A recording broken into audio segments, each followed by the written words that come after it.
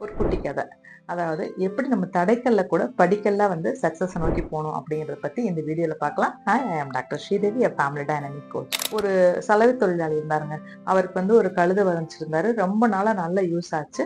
அந்த கழுதை வயசாயிடுச்சு. இனிமே இதனால நமக்கு யூஸ் இல்லைன்னு தெரிஞ்சு அவர் அத தன்னை விட்டு எங்கேயாவது தூரமா கொண்டு போய் விட்டுறணும் அப்படின்னு சொல்லி பல தூரம் நடந்து போறாரு. காடுகள் தாண்டி போறாரு. காட்டுல விட்டா கூட திரும்ப வந்துருமோன்னு நினைச்சு ஒரு கிணத்துல போட்டு இதை மூடிடலாம். அப்பதான் அது நம்ம வீட்டுக்கு திரும்ப வராது அப்படின்னு நினைச்சு ஒரு கிணத்துக்குள்ள கீழே அதை தள்ளி விட்டுறாரு. தள்ளி விட்டுட்டு இது பாவம், அதனால மேல வர முடியாது இப்படின்னு அண்ணாந்து ஓனரை பார்த்துட்டு இருக்குது. அவர் என்ன பண்றாரு, மண்ணை தள்ளி தள்ளி போறாரு க்ளோஸ் பண்றதுக்கு.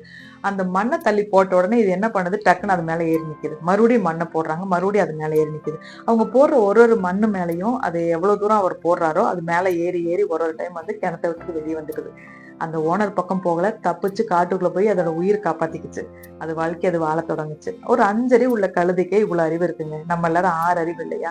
யாராவது நம்மள ஹர்ட் பண்றாங்க, புல் டவுன் பண்றாங்க, நம்மள சக்சஸ் நோக்கி போக விடல, நம்மளோட பேஷன் நோக்கி போக விடலன்னு சொல்லி அவங்க கொடுக்குற அத்தனை தடைக்கல்லையுமே ஒரு படிக்கல்லா மாத்தி முன்னுக்கு வர வாய்ப்பு நம்ம கையிலயும் இருக்கு. Think different. கொஞ்சம் மாத்தி தான் யோசிக்கலாமே. நன்றி.